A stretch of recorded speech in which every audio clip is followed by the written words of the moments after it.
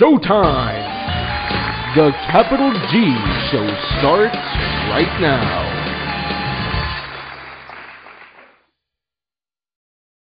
What's up, YouTube? Capital G here. So guys, I was watching my Uncle Dupcake Dad a couple of days ago, and he had a really good video. And just to give you a quick synopsis, it was basically about how Konami is mishandling newer archetypes and how a lot of them are coming off as so unbalanced and so broken that, you know, it's having a trickle down. It's having a ripple effect on the competitive scene in Yu-Gi-Oh! And it's basically killing off creativity if it's not dead already. And I don't mean creativity from the standpoint of everybody net decking, because I mean net decking has been around since forever. It's going to continue to be around, so it's just something we got to deal with.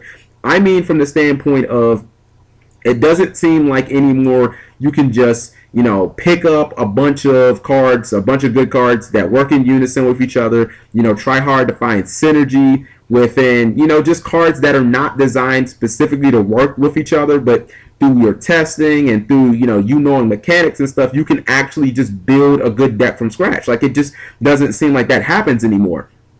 And I really started thinking, like, over the last 3 years, the only tier 1 decks that I can think of that have been consistent, and by consistent I mean over multiple formats, that we players pretty much constructed, you know, these were not decks that were intended to be archetypes, are Plant Synchro, or Plants, we'll just call them Plants, and Dino Rabbit. Now, some people might want to debate that, you know, the Dino Rabbit thing, but I mean, let's be real about what happened in those previous formats. Logia and Doka, the Evolzric Seas, we did not use them as they were intended to be used. Those were supposed to be Evol support, and that's not what we played. We played Dino Rabbit. You know, we took from the ground up, and we took Sabersaurus and Kabuzaz, and we were like, well, those can be summoned from Rescue Rabbit, and we can make instant good Xyz. Okay, well, let's throw tour guides in there, considering that helps us reuse our rescue rabbits. Well, okay, we need more dinosaurs, so let's throw Jirak Guiber in there because that works with Lance, and Lance works with Doka and Logia. And do you see how we basically, you know, we took old cards, we took new cards, and we mashed everything together, and we had this crazy hybrid deck that could take down the best of the newest archetypes that Konami had. You know, Dino Rabbit could easily run with windups and Insectors, decks that were coming out at the same time, but that doesn't happen anymore right now. Plant Synchro was pretty much the same way, and most people don't know this about Plants. Plants actually started all the way back during Phantom Darkness with the release of LONEFIRE Blossom, when the card was still at 3 and Debris Dragon was still at 3 also, and the deck was actually called Debris Heim or Debris Hime, whatever you want to call it. And then you slowly saw that deck evolved into QUICKDRAW Plants. And again, I'm pretty sure that when Konami released QUICKDRAW SYNCHRON and all these Synchro monsters, that's not what they intended on us doing, you know, comboing with Dandelion and, you know, Drill War and all that other stuff. And then move a little forward, and, you know, QUICKDRAW Plants evolved into Plant Synchro, where we're now running Tengu and doing all this crazy stuff with Glow Up Bulb and making Trishula and whatnot. Now, I think that is perfectly healthy for us to be able to have decks that we build from the ground up, for us to find, you know, little ways to exploit cards, and at the same time still have, you know, defined archetypes for those decks to combat against. You know, Tech Genesis and Six Samurai were battling against Plants, and I think that that's healthy. But right now, it seems like Konami is going to do one or two things to make sure that we can't do that. Number one, they're going to hit the ban hammer on anything that we try and make up, a la Plant Synchro. I mean, they basically rip that deck in half. At the same time, the very last bit of that March format, where at the tail end of it, you know, we had a YCS in Atlanta, and you saw that windups were, you know, all over the top 4, and Sector made top 8, and you saw how broken those decks are, but they didn't hit those decks. They only hit Plant Synchro, even though those decks were clearly as unbalanced, if not more than Plant Synchro. So that tells me that, you know, they're going to serve their agenda. They're going to make sure we buy the new archetypes. And the second thing being continuing to release overpowered archetypes, or just making archetypes that were recently released that they think they can still, you know, get some sales out of overpowered. And I'll give you examples of both. Elemental Dragons was an archetype that came out just OP as fuck. Like, everything about that deck was broken the second they decided to, you know, release those babies. And they were like, this deck is going to hit the ground running like few do in Yu-Gi-Oh! I mean, how many decks do you know come out and automatically they are the meta? Doesn't really happen that often, to where, you know, a deck comes out and just absolutely plows through everything. Like, E-Dragons came out, what, about 2 months before Nationals, and they just absolutely destroyed Nats? I mean, that doesn't happen too often. Or, on the opposite end of the spectrum, you have a deck like Prophecy that for all intents and purposes, was a pretty balanced deck, and then Konami was like, fuck that. You guys are going to play this whether you want to or not. They give us Spellbook of Judgment, a card that is so over the top that, I mean, it's basically play it or get ran over by it, you know? When you have two decks that are so strong, and both of these decks are obviously, you know, new things that Konami wants to sell, there's no way in hell that you can build a deck from the ground up and have it compete against these two decks. And some people out there might be thinking, well, Cap, why don't you just play some of the other lower tier decks? The problem is, even the lower tier decks that aren't, you know, Prophecy or Dragons, those are just other spoon-fed archetypes. And when I use the term spoon-fed, I mean that Konami makes it blatantly obvious how to deck build. Like, they take the whole deck construction, they take that process out of the player's hands. You know, take Dragons, for example. Dragons is like one of the best examples I can think of.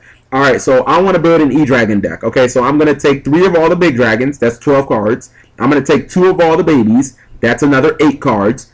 I'm already at 20 cards, guys. Like, I have 50% of my deck already built, but it took no thought process. You know, now let's just add in 3 Super Juice because, again, that's pretty much automatic, and 3 7-star draw cards. That came out in the same set, Lord of the Tachyon Galaxy, so obviously Konami was saying, hey, stupid, play this card.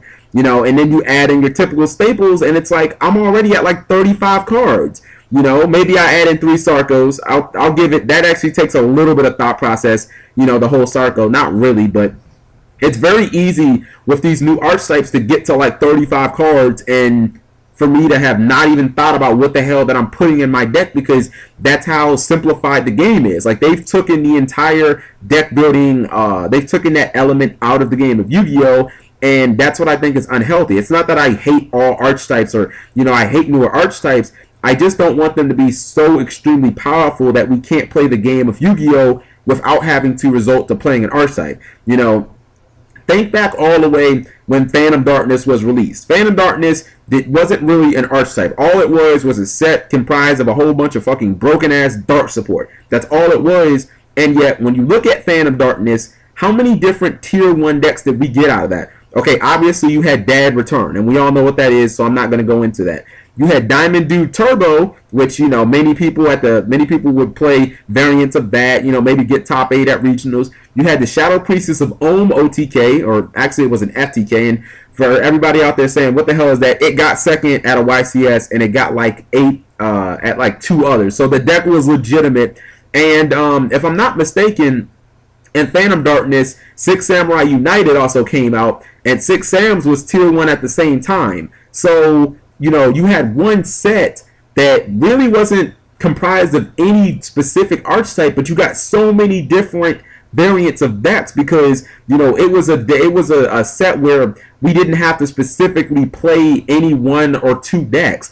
I mean, after Lord of the Tachyon Galaxy came out, you had to play Prophecy or you had to play Elemental Dragons, and that shit is just, it's bad for the game. You know, Duelist Revolution is one of my favorite sets of all time, and that's because when I think of the archetype that came out in that set, Scraps, you know what I mean? They were competitive enough to where you could easily take that deck and you could top a regional if you knew what you were doing. But they weren't so strong that it was like, okay, you know, we either play Scraps or we get shit on. You know, Scraps was not a deck where it was the first or second best deck of the format. But you also look at that set and it had, you know, Pot of Duality. It had Solemn Warning. It had, you know, Effect Veiler. And that's what sucks. I mean, we don't get sets like Duelist Revolution often. You know, we don't get sets where you get like 5 or 6 really good generic cards and you can use those cards to build decks from scratch. And it's like, okay, well, this card is good, but I can combine that with this and that card will work after I use this. You know, you don't get that anymore. You know, you don't get archetypes like Scraps where it's like, all right, well, you know, this archetype isn't even in the top 3, but it's still good enough to top. But they don't go crazy and say, all right, well, we're going to make, you know, Scrapbook of Judgment and make this shit like completely overpowered. We're going to force the players to play Scraps whether you want to or not. And that's what they do. You know, if you're not playing Mermail after Abyss Rising comes out, you're just getting destroyed by Mermail. If you're not playing Spellbooks or Dragons after Lord of the Tachyon Galaxy, you're just getting destroyed by those decks. And I don't know. It's really unfortunate because it takes creativity out the game. You know, if you want to play at the highest level, building your own deck, it doesn't even make sense at this point, because you can just take an archetype, you know, usually one that will build itself, and you could just do so much better. And I don't know, I don't like it, and I wish we could go back to the old days of Yu-Gi-Oh!